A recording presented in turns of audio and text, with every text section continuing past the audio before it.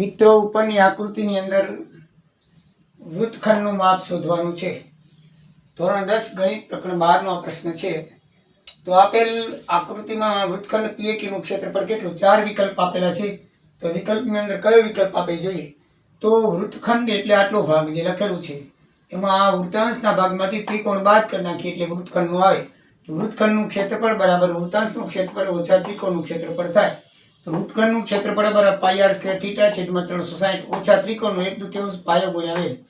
તો પાઈ આર છે એ લખી છે બરાબર છે. આ એ થાય અને આ પણ એ જ થશે. બંને ત્રિજ્યાઓ સેમ હોય એટલે બંને એ જ થાય. એટલે આર પણ એ જ થશે. લંબાઈ અને ઊંચાઈ બે એની થશે. પાયો અને વેધ બંને એક જ થશે. એટલે આર નો સ્ક્વેર એટલે એ નો સ્ક્વેર. થીટા બરાબર કાટકોણ છે એટલે 90 છેદમાં 360. 1/2 પાયો પણ એ છે અને વેધ પણ એ છે. તો 90 ચોકું એટલે 9 4 મીને મીંડું ઉડી 9 ચોક 36 એટલે ઉપર પાઈ આર સ્ક્વેર નીચે 4 છે. 1/2 1 ગુણ્યા એટલે એ નો સ્ક્વેર આવે.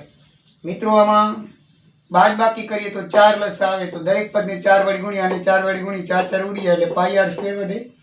આને 4 વડે ગુણી તો 2 દુ 4 તો 2 વર્ગ થાય બરાબર છે. તો આમાં કોમન શું નીકળશે? a નો વર્ગ અને છેદમાં 4 લખી નાખીએ. a નો વર્ગ કોમન નીકળે. લસા 4 નીચે લખી નાખીએ તો પાઈ ઓછા 2 વધે. પાઈ ઓછા 2 એટલે એનો વર્ગ છેદમાં 4 પાઈ ઓછા 2. વિકલ્પ 2 જવાબ આવે. કયો આવે? વિકલ્પ 2.